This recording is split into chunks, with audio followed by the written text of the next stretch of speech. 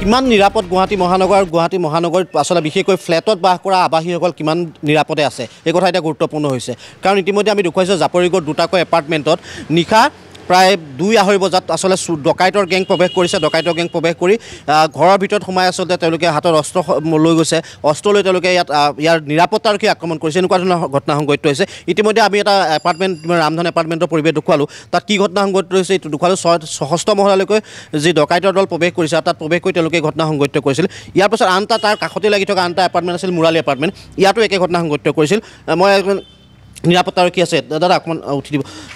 এনেকুৱা ঘটনা আপুনি নিজে উপস্থিত আছিল আপোনাৰ লগতে ঘটনা সংঘটিছিল আপোনাকেই আক্ৰমণ কৰি গুচি গ'ল ডকাইতৰ সেইটো দলটোৱে কেতিয়া ঘটনাটো সংঘটিত হৈছিল কেইটা বজাত আছিল এইটো ঘটনাটো হৈছিলে মোটামুটি 3:35 মানে 3:30 মই তোমাৰ পূৰা সজাগ হৈ আছোঁ তেতিয়া ধৰক অলপ চোৰ ডকাইতৰ টাইমটো তেনেকুৱাত মই এনেকৈ চকীত বহি আছোঁ তাৰপিছত মানে অলপ শব্দ শুনিছোঁ কোনোবা মানুহ উঠিছে নেকি তেনেকুৱা ভাবি মই চাইছোঁ তাৰপিছত ৱালত মানুহজন উঠিছে তাৰপিছত মই তেতিয়া কৈছোঁ যে দাদা নামি দিয়ক তো নমা নাই তেতিয়া মোৰ লাঠি এডাল আছিলে আমাৰ ইয়াত লাঠি এডাল দিছিলে না লাঠিডাল মই হাতত লৈ গৈছিলোঁ তাৰ হাতত লৈ ওচৰলৈ যাওঁতে তাৰমানে তেওঁলোকে মোক এখন চাকুৰি এনেকৈ মাৰিছে অলপ লাগিছে তাৰপিছত মই টান মাৰি আনিছিলোঁ হাতখন টান মাৰি আনোতে তেওঁলোক তাৰমানে মই ৰুমলৈ দৌৰ মাৰিলোঁ দেই মোৰ লগৰজন আছে লগৰজন শুই আছেতো মই লগৰজনক জগাই আছোঁ তেতিয়া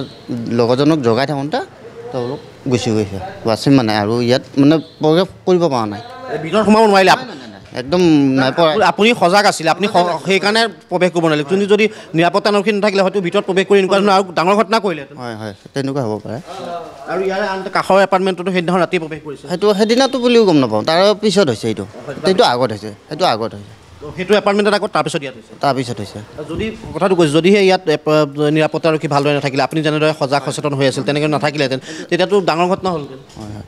ঠিক আছে এতিয়া সজাগ হ'ব লাগে ৰাইজ সজাগ হ'ব লাগে আমাক ধৰ এজন মই কি কৰিম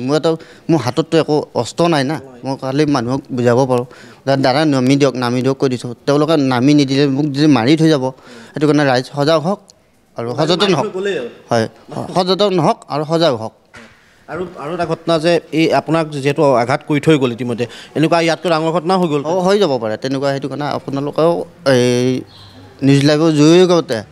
আপোনালোকেও হেৰি কৰক চবে মানে সজাগ হওক আৰু সচেতন হওক আৰক্ষী আহিছিলে কি কৰিলে আৰক্ষী মানে নাম চাম আমাৰ লৈছে